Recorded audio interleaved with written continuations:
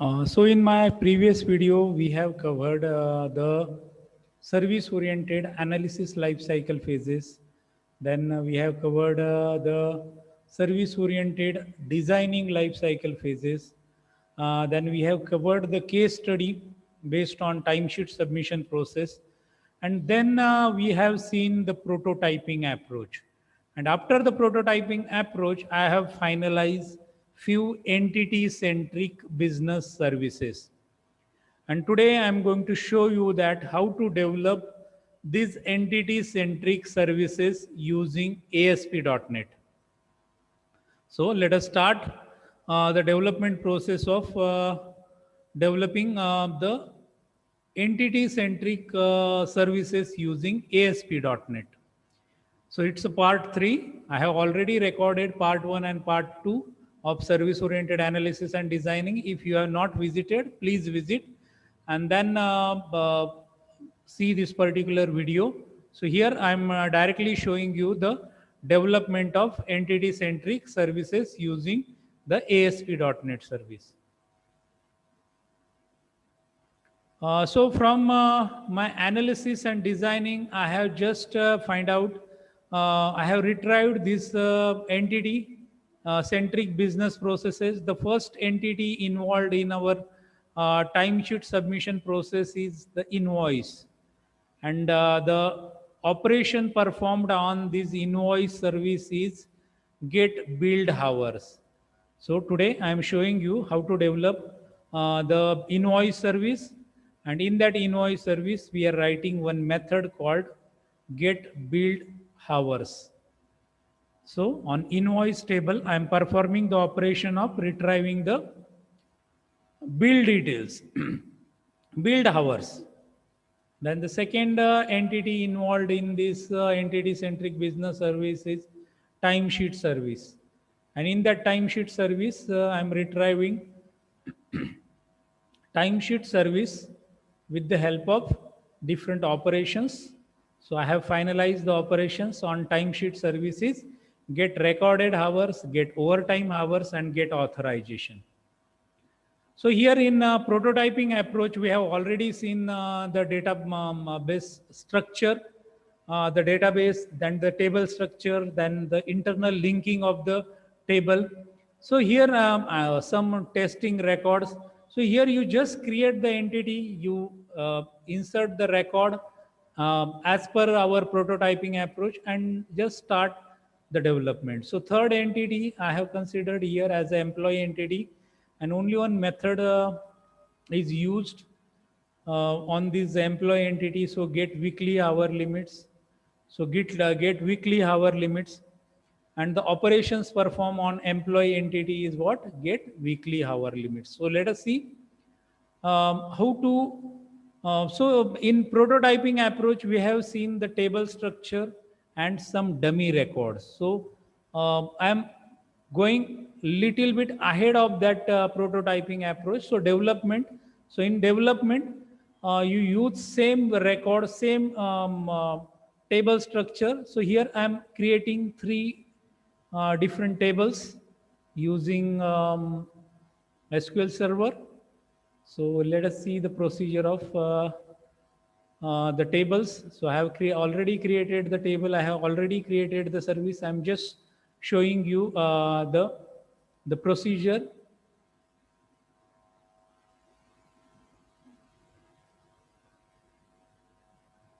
So first I am showing you invoice service.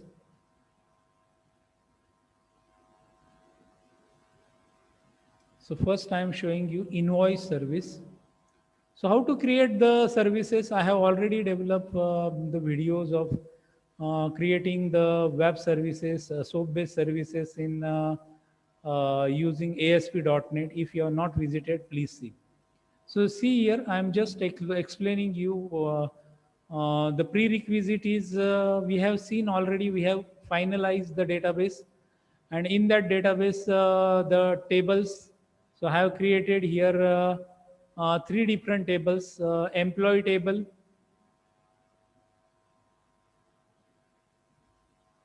so employee table,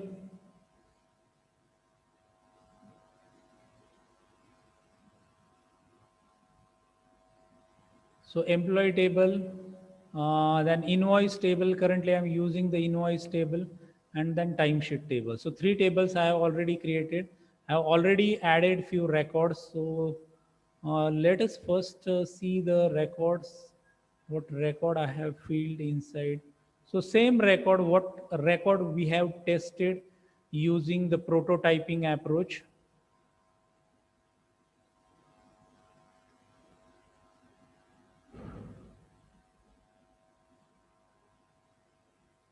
So these are the few records I have stored.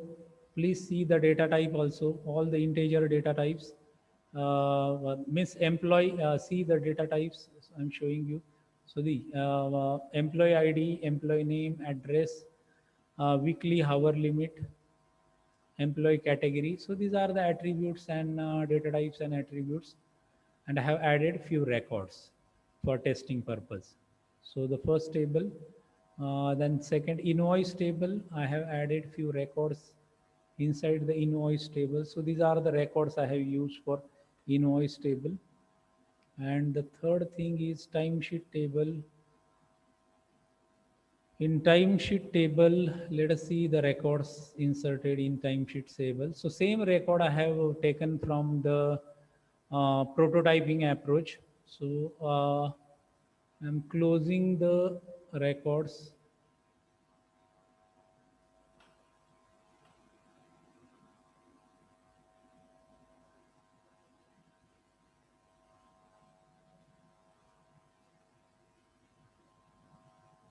So see here, what procedure I have used, I'm explaining the procedure. You just take one empty website and give the name for that website is invoice. So I have created one taken one empty website and the website name is given as an invoice. Then I have added one SOAP-based service, ASMX service inside that particular form. And I have given the name for that service is invoice.asmx. It's a SOAP-based service.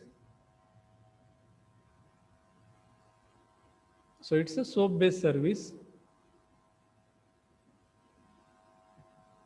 So after adding the SOAP-based service, then so this is what the structure or template of the SOAP-based service. So up to this web method, okay. And when you create this particular service, you will get this template.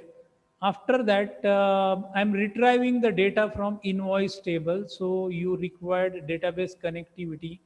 So I'm showing, I have taken one connection string. So see the connection string. So in the connection string, I'm using this timesheet submission process database. See here, the database name is timesheet submission process. You just copy and paste that name here. So connection string. So you form this connection string in web config file. So you add this in web config file and then open this invoice.cs. So here we are retrieving the data from database. Then naturally we required to add some namespaces. So here I have added three namespaces using system.data, data.sql client, and system.configuration. So system.configuration.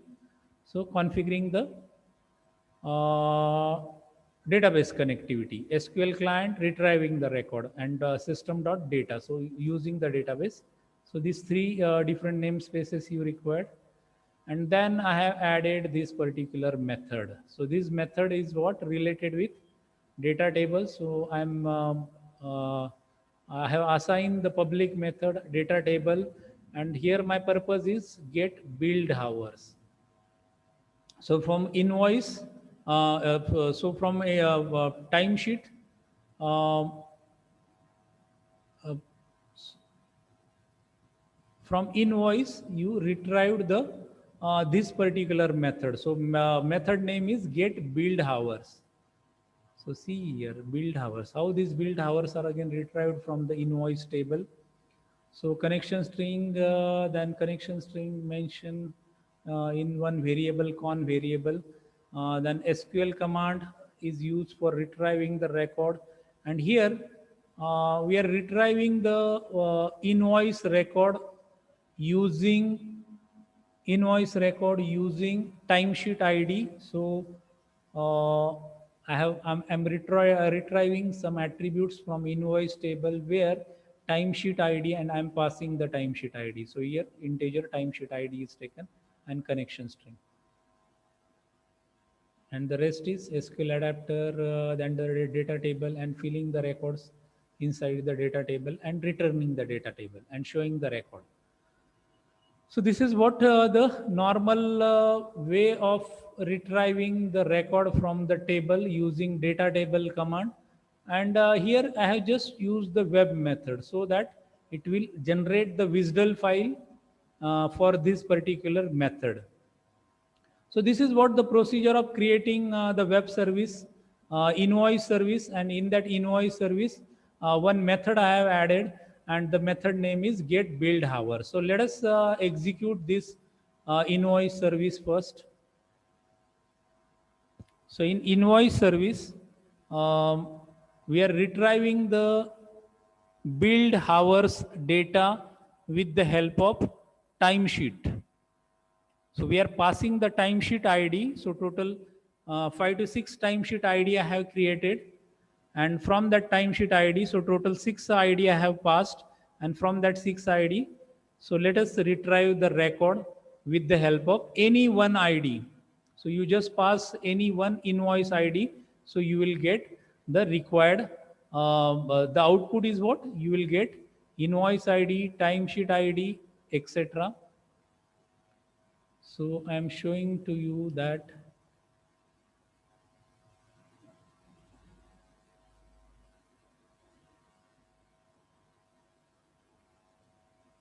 so you open the browser.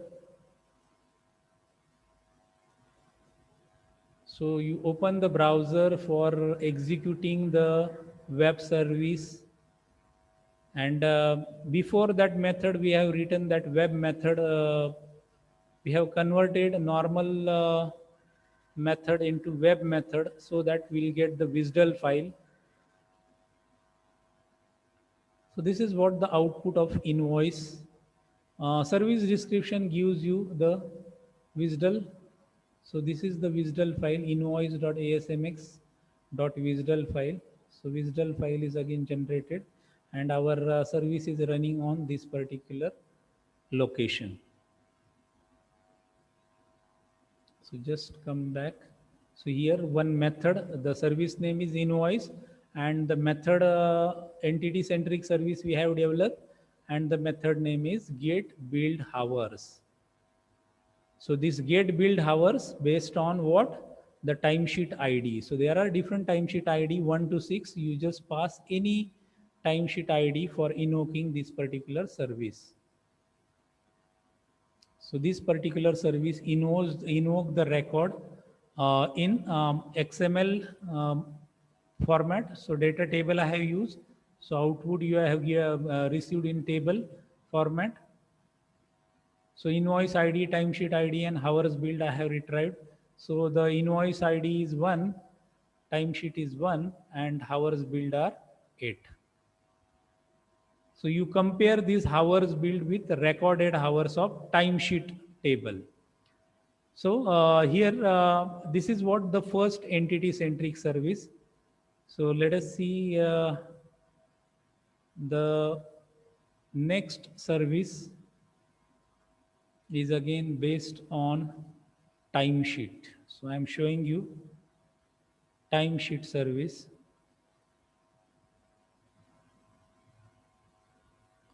So this is a timesheet service I have created. In timesheet service, we have created, the procedure is same, creating the empty website, and after creating the empty website, adding the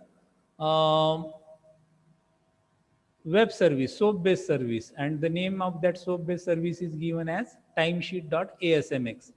And here in that timesheet service, I have so these 3 namespaces we required.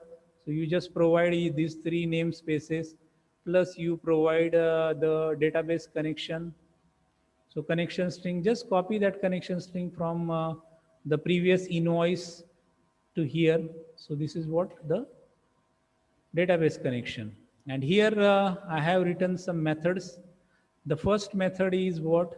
Get recorded hours. So I'm taking the recorded hours from timesheet table, and these recorded hours are again compared with the invoice billed hour. And if both the hours match, then the our timesheet is accepted. Then the next method performed on timesheet table is get overtime hours, second condition, and get authorization, third condition. And the last condition is based on entity. So that will cover in the next. So I have shown the logic is somewhat same. So here we are passing the timesheet ID in each service.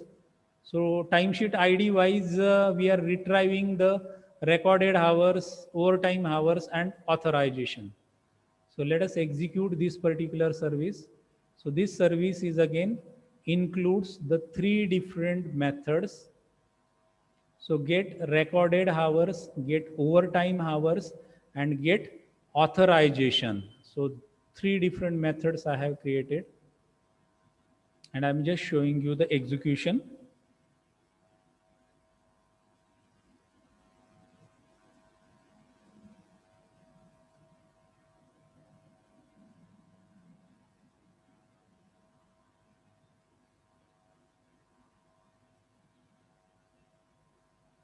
So here again, I'm opening the browser for executing the.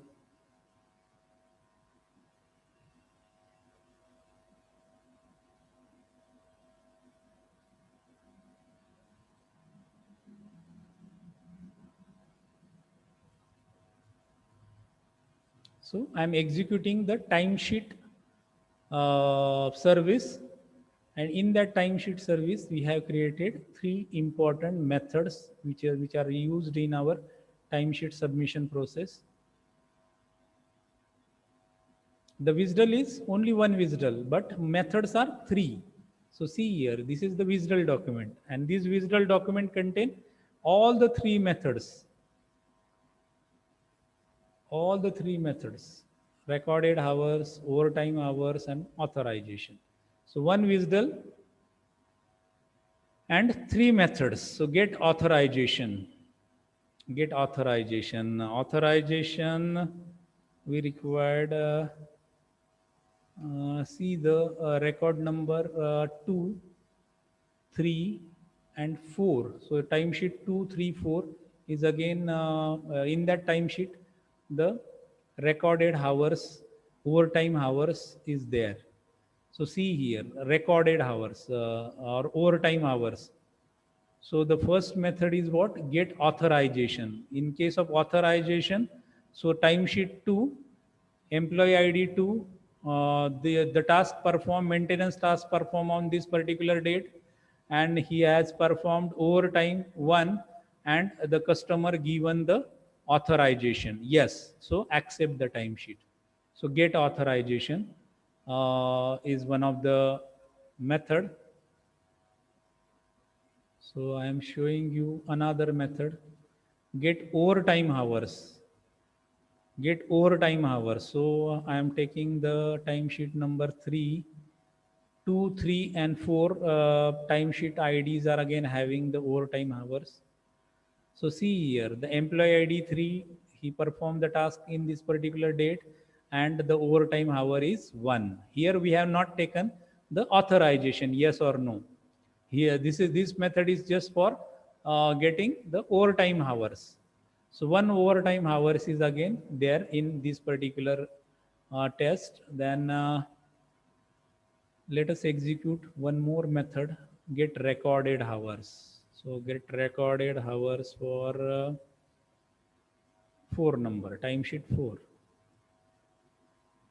So recorded hours. So to fulfill the timesheet number 4, he required the employee required 8 hours to complete the maintenance task. So this is what the second entity centric service what we have created. So let us see the last service, employee service.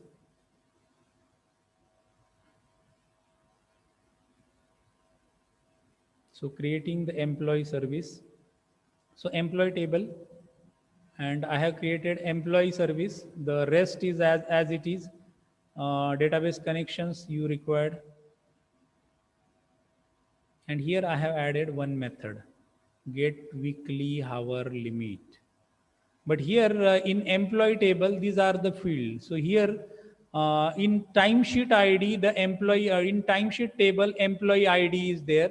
So here to execute this particular service, you required same employee ID which is available in timesheet table.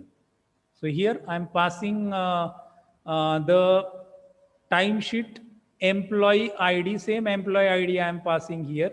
So here the input is employee ID, and based on the employee ID, I'm fetching the weekly hours. So weekly hours already assigned for that particular employee.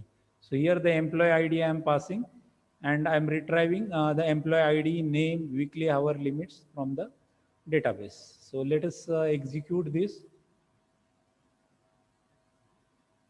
So this is employee method and employee service, and the method name is get weekly hours limit.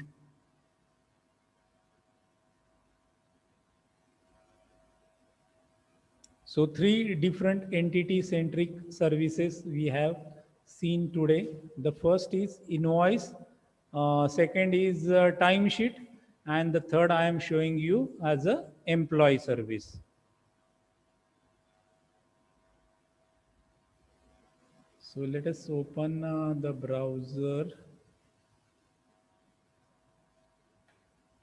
and close the previous services.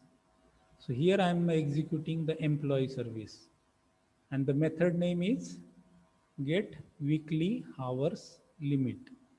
So service description, WSDL file, and get weekly hours limit. Here the passing parameter is what? Employee ID. So here I am passing the employee ID to so employee ID 2, the name of that employee is Nitin Jadhav, and he performed and again he's having the weekly hour limit is 9. So in a particular week, 9 or less than 9 hours of work may perform by the employee. If the employee perform more work, his time sheet is rejected, because this is one of the condition for rejection. So in this way, today I have covered the how to develop the entity centric business services. So today I am covering this much only. So here we have analyzed, design, as well as we have coded the services for service oriented architecture. So today I am stopping here also. Just wait.